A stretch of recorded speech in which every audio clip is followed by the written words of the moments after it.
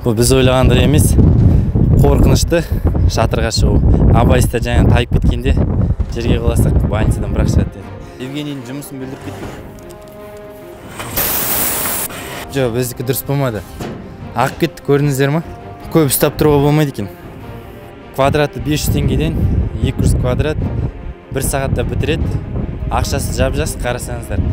Ну тут 200 квадратов, мы красим по 500 квадрат. Короче, 70 тысяч выходит. Ну, закрасить крышу приблизительно час, где-то так. Қайырлы күн, менің есімім Ерназар, Оксипроп компаниясынан.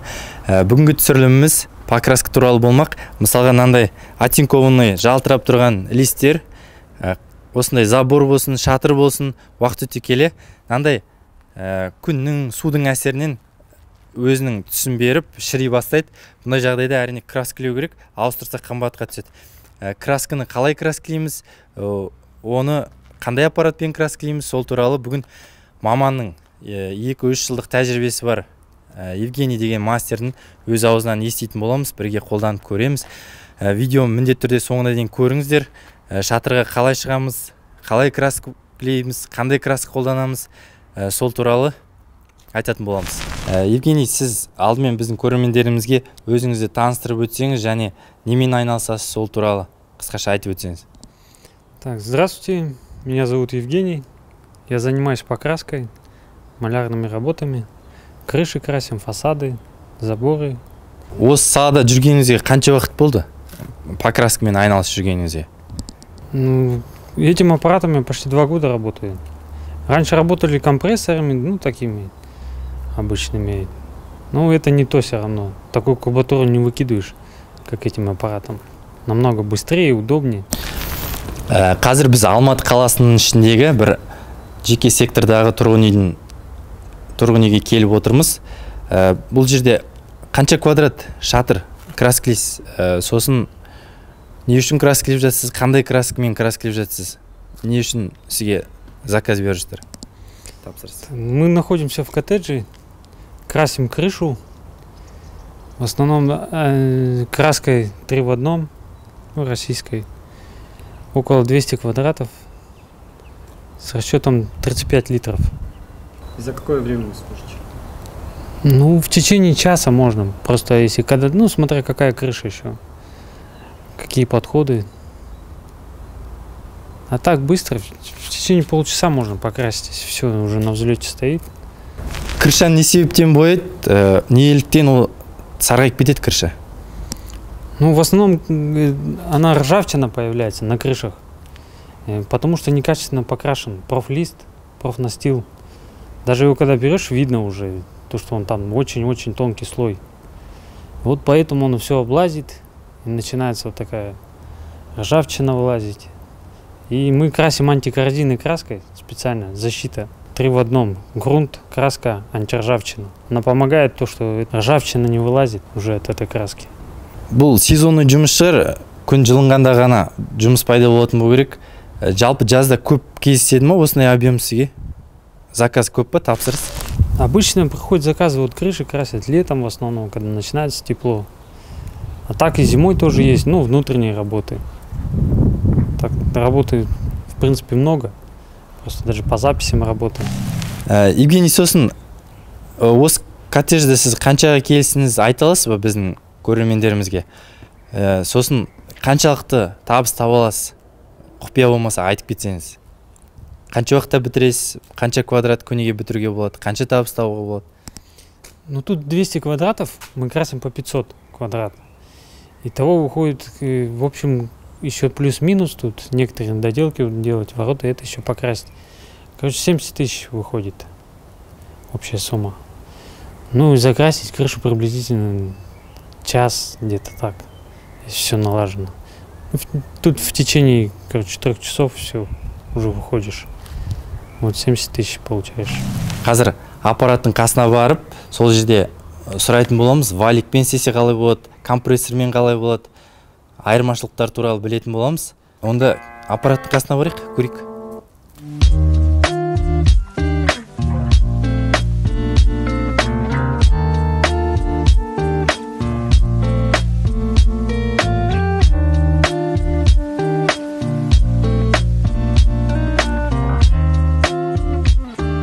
Біз арт жаққа келдік аппарат тұрған жерге.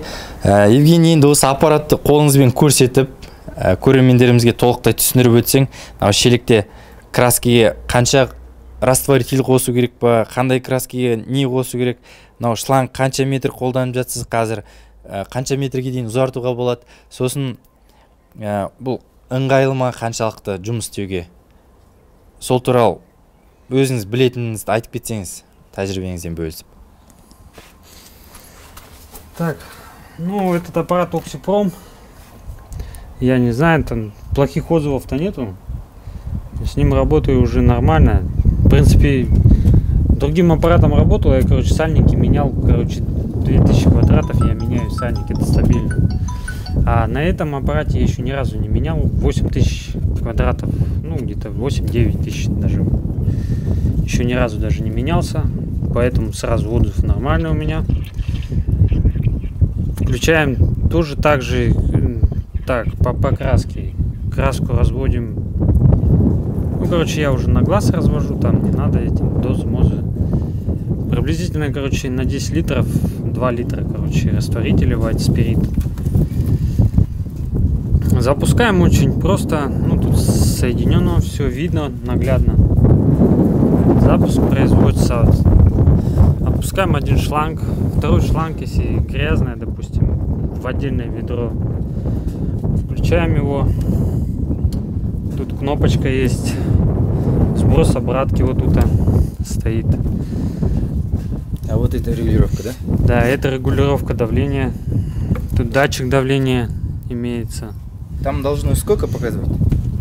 Ну, приблизительно. Я на этот датчик уже не смотрю. Давление. Я просто... Максимальная 250. 250. Да, 250. Обратку включаешь. Все. Он начинает закачивать.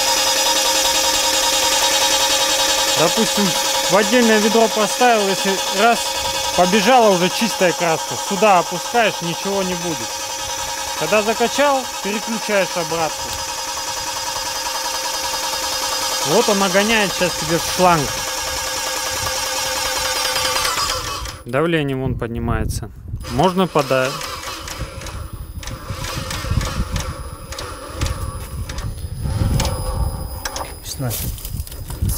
Ну вот 160, допустим. Оставляю его так на покраску нормально. Ну смотря еще какой по густоте делаешь.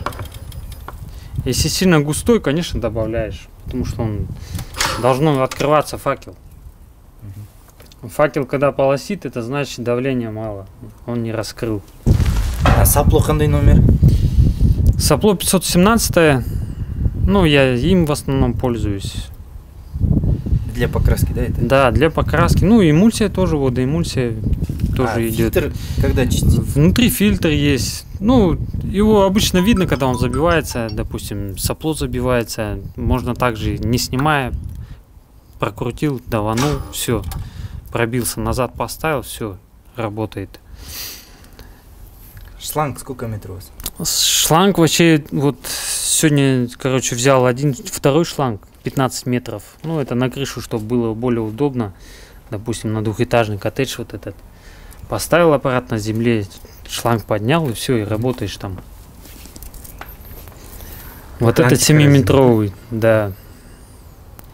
И вот добавочный, допустим, можно добавлять также, еще можно добавить соединительное. Вам не тяжело?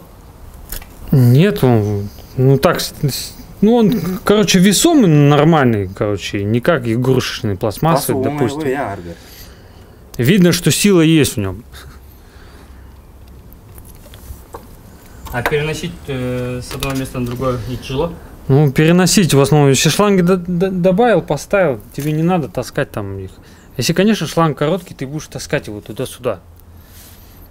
А так в одном месте в углу поставил, и все, и работаешь с ним. Вокруг дома даже можно работать. Евгений, енді көрдік аппарат, шланг енді көп нәрсе керек емес сияқты покраскамен айналысуға. Егер де осы покраскамен айналысам деп жаңадан бастаймын деген адамдар болса, не керек оларға бастап кету үшін? Және қанша табыс табылады олар бір айда жаңадан бастаса? Ну, конечно, лучше начинать с нормального аппарата. Не то, что вот Есть дешевые, конечно, аппараты, но они не то. Но вот этот мне почему-то понравился. Потому что меньше расход с ним, меньше трат. Конечно, начинающим лучше этим аппаратом пользоваться. Потому что и сальники не летят, как на других. Берешь фирменные, допустим, и, соответственно, там и запчасти дорогие. Ну, в основном лучше, конечно, если ты не красил никогда, лучше пользоваться пока водоэмульсией. Потому что более-менее. Потому что краска, она постоянно бежит там, допустим, надо к ней хорошо подучиться. В основном, что там, заборы вот летом нормально можно денег поднять, в принципе.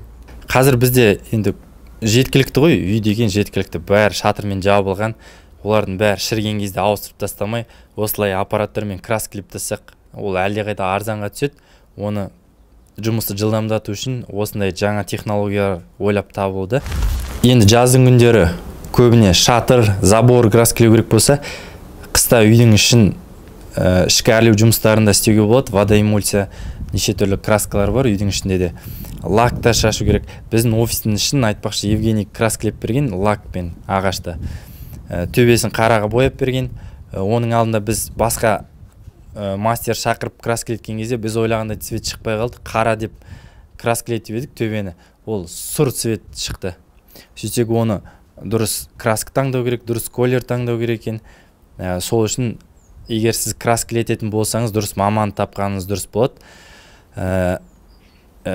Евгениймен сұхбатымызды ары қарай жалғастырсақ, Евгений, егер валикпен компрессормен краскілесе, бұл аппараттан айырмашылық қандай болмақ? Жылдамдығы жағынан, жұмыстың сапасы жағынан? Ну, допустим, валиком катаешь, когда она видно. Допустим, то, что валиком катаешь. А этот равномерно, он слой кладет. И намного удобнее, конечно, чем ты будешь там, допустим, потолок. Тут на них даже удлинитель одевается, 2-метровый, там, без разницы. Может добавлять 50-70 сантиметровый. Спокойно с полу можешь красить. А компрессором ты уже с полу не покрасишь, это тебе обязательно надо стремянки там выставлять, там к полу подстраиваться. Валиком такая же история. Скорость она? Ну, по скорости, конечно, превышает намного. Ну, не знаю, компрессором сколько там, даже не засекал, ну, 200-300 квадратов. Ну, этим аппаратом можешь и 1000 выкинуть квадратов за день. Да. В зависимости от сложности. Конечно, если все ровное, все, конечно, все закрытое, просто им работаешь, и не только 1000 можно выкинуть, и 1,5 выкинуть, и 2. Смотря как еще работаешь.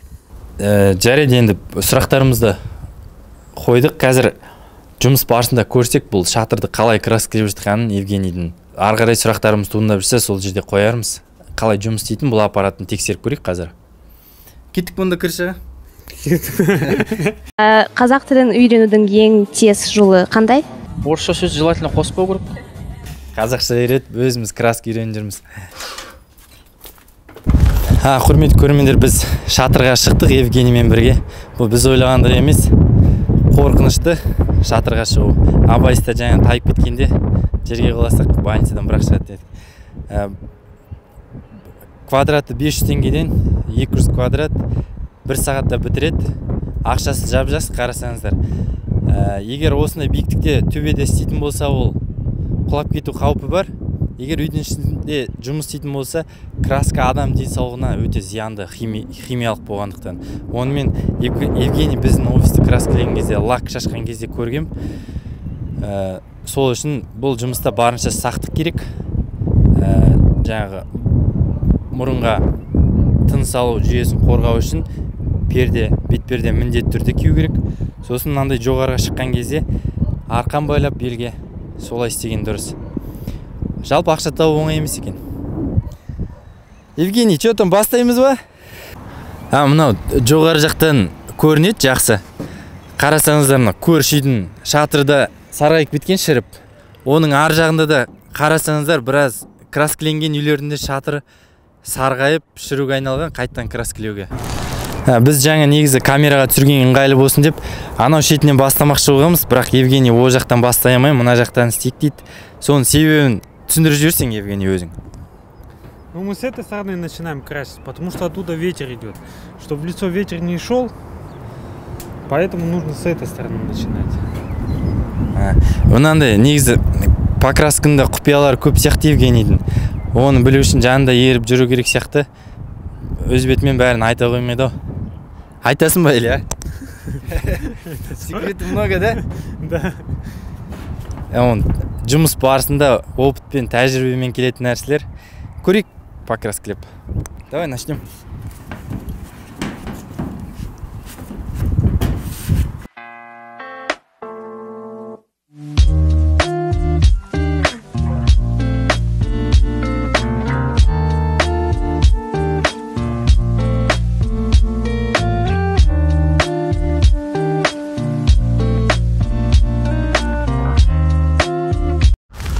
Арқаннан ұстайын. Түсіріп жатсың ба? Қазір Евгенийден сұрап көрейік. Мен де қолданып көрсем қалай болады екен. Шатыр краскілеп көрмедік. Евгений, можно я попробую? Здесь. Пистолет жеңіл, ыңғайлы ұстағанға. Көрініп тұр ма мына жер камерада? Мына шірейін деп шіруге айналып. Евгенийдің жұмысын білдіріп кетті. Жақынырақ жерді краскілейінші.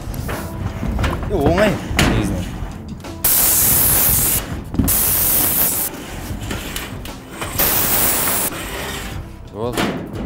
Жоқ, біздікі дұрыс болмады. Ағып кетті, көрдіңіздер ма? Көп ұстап тұруға болмайды екен. Мен істеген жердің бәрі ағып кетті. Ана жерде де ағып кетті, мына жерде де ағып кетті. Қазір Евгений келсін жақынырақ. Тағы бір-екі сұрақ қояйық, сонымен бүгінгі түсірілімімізді аяқтайық. Өздеріңіз көріп тұрғанда мен ағызып жібердім. Барынша қолымнан келгенін істедім, бірақ ағып кетті. Евгений, енді бұл пистолетті дұрыс қолданып үйрену үшін жаңадан бастаған адамға қанша уақыт керек? Ну, надо с годами это все нарабатывать. Конечно, с первого раза ничего не получается. Надо хотя бы месяц поработать, если тщательно будешь работать, ты уже видишь, как кладешь, что делаешь. Демек, Евгений сияқты күніге 70 теңге табу үшін қолды жақсылап үйрету керек екен. Сосын мынау шатырды боядық. Енді бұл қанша уақытта краскілеу керек? Қанша уақытқа жетеді осы краскілегеніңіз? Ну, смотря еще от производителя зависит. Я-то гарантии-то такой не даю, что 10 лет. Это смотря какая краска. Но вот эта краска хорошая, поэтому я ее советую в основном. Ну, люди не жалуются. 5-6 лет она будет смело стоять. А профлист не стоит 3 лет даже. Потому что сразу ржавчина все появляется. Түсінікті. Енді біз ойымызға келген сұрақтардың бәрін қойдық деп ойлаймыз. Сонымен сұхбатымызды аяқтасақ, егер сізге түсініксіз жерлер болса, комментарийға жаза кетіңіздер, және біздің каналымызға жазылып, таныс құрылысшыларыңыз болса жіберіңіздер. Барынша қолдауларыңызды күтеміз.